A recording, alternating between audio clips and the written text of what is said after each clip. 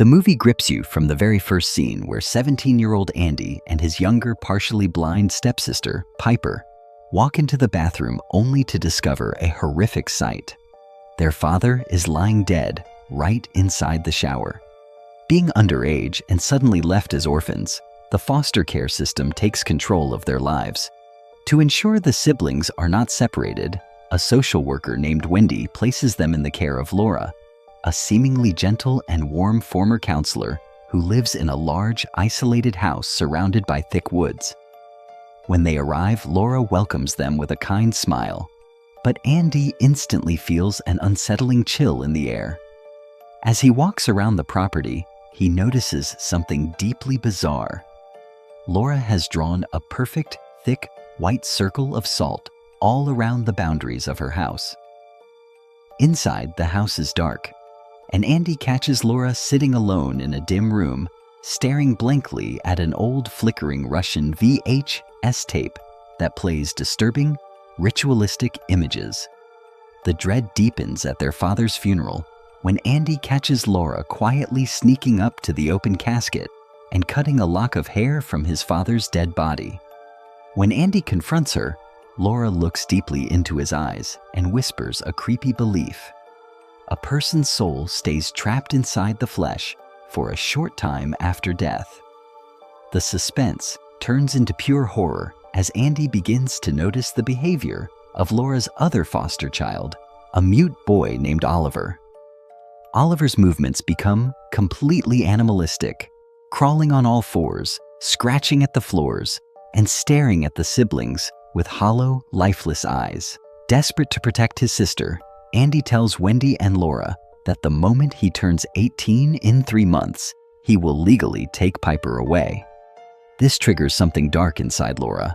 She cannot lose Piper, so she begins a cruel mind game to gaslight Andy, secretly moving things and whispering to Piper to make everyone believe Andy is becoming violent and losing his mind.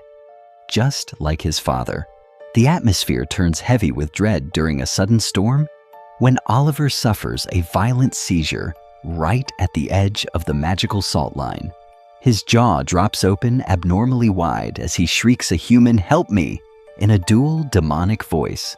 Laura rushes out, forces him quiet, and that night, she forcefully feeds the lock of Andy's father's hair to Oliver. Later that evening, a terrified Andy enters the bathroom and hallucinates his father's dripping ghost, standing in the dark, warning him. She will die in the rain. Panic-stricken, Andy slips violently on the wet floor, crashing his head against the tiles and suffering a severe concussion. While Andy is recovering in bed, the terrifying truth behind Laura's madness unravels. Years ago, her own blind daughter, Cathy, had accidentally drowned in the backyard pool. Consumed by psychotic grief, Laura used the occult secrets of the Russian tape to summon a demon named Tari into Oliver's body. The demonic ritual requires feeding a piece of a corpse to the possessed host, who then digests the soul and vomits it into a fresh, newly dead body. But the catch is, the new victim must die in the exact same way as the original spirit.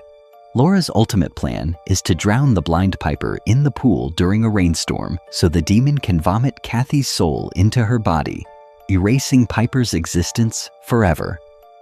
To isolate Piper, Laura brutally punches the sleeping girl in the face while wearing Andy's cologne, framing him for the abuse. A massive fight breaks out, and a furious Andy storms out of the house. He runs to the foster agency, uncovers Oliver's real identity as a missing boy named Connor Bird, and begs Wendy to come to the house immediately.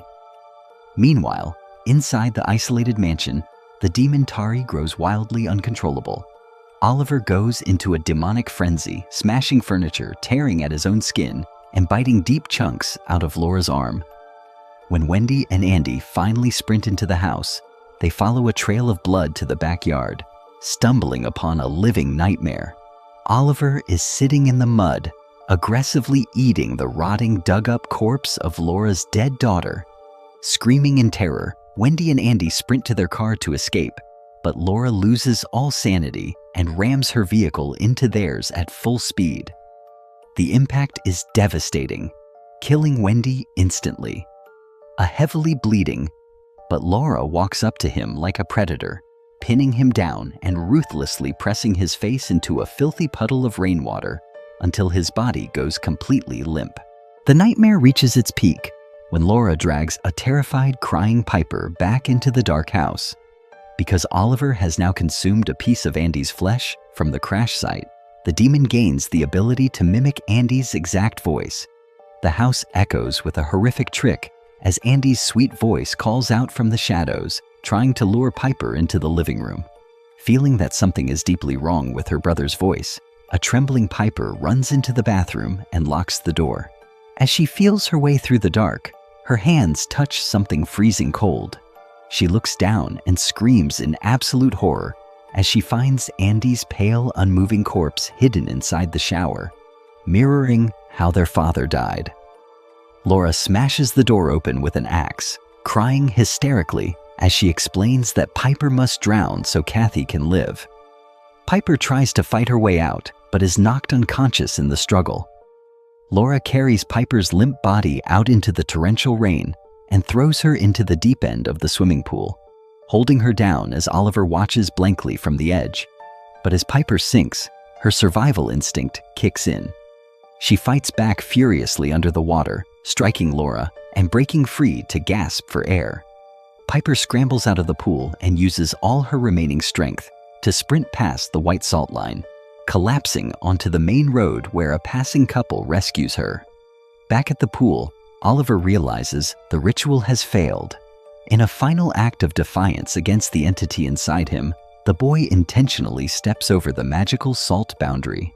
The violation causes the demon Tari to violently rip itself out of Oliver's body in a silent, agonizing shockwave, leaving the boy free, but traumatized. Realizing she has lost everything, and her daughter is never coming back, a broken Laura collapses into the pool, pulling Cathy's partially eaten corpse into her arms and cradling it underwater.